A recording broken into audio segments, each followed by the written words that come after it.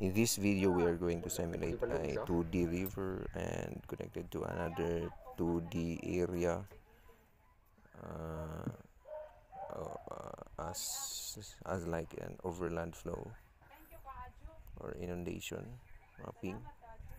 So first we have to create a file name, new project, and then load our projection. And then after this, we are going to add terrain. And then after adding the terrain, so we have to import that one. Nagsabot naman mi pero ako may kasabot og what time. Iuli na po namo ning tangke og kaning And imong then stove. we create a 2D river. Agoy ka. Mahal bitaw na apil na suludan na das may kasi. This is just a sample. So this is only short. Yes, this is a sample. So and then we have to add our n values, Manning's n. In here we only use the constant Manning 0.0 something. And then now we can add the 2D river.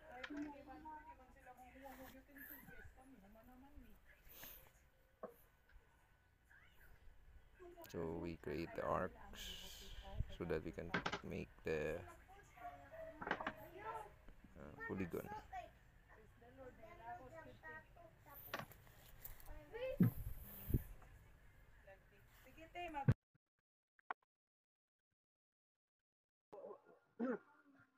So after drawing the 2D, so we can now have the mesh generated.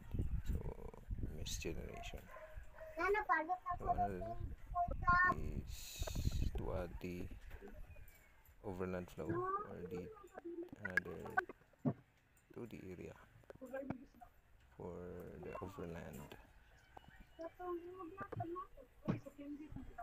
So the good thing about here is it automatically connects compared to the previous Hexcraft versions. We do need some connections like structures to connect 1D to another 2D. In here it automatically connects the two polygon. So after this we can now generate the another mesh for the second 2D area or polygon.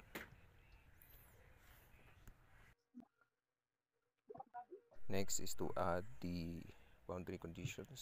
So in here we put two conditions: the inlet in the upper upstream as our hydrograph, discharge hydrograph, while at the outlet we put the normal depth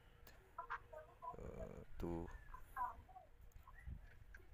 two boundary conditions, the inlet and the outlet.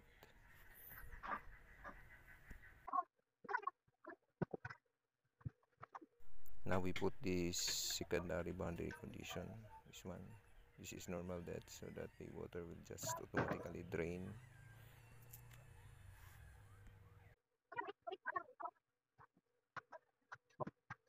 And next we copy the discharge hydrograph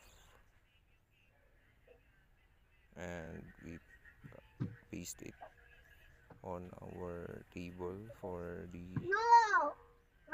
boundary condition on our inlet.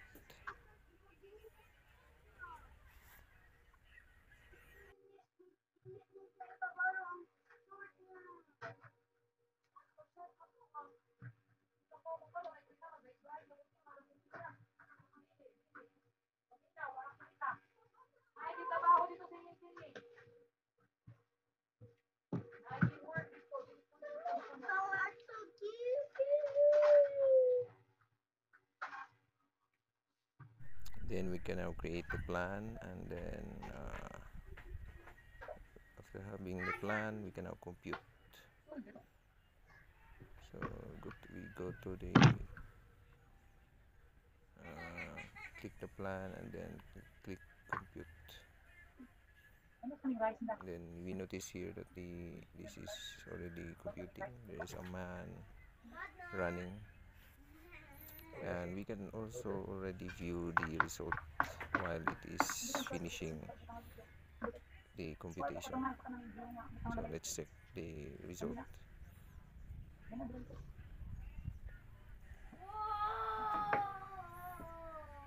Namin na out.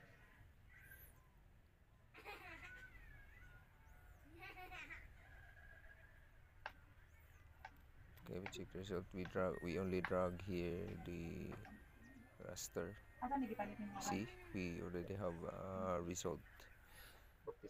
And thank you guys for watching, and please don't forget to subscribe, and if you are new to this channel, you may share and comment and like our videos.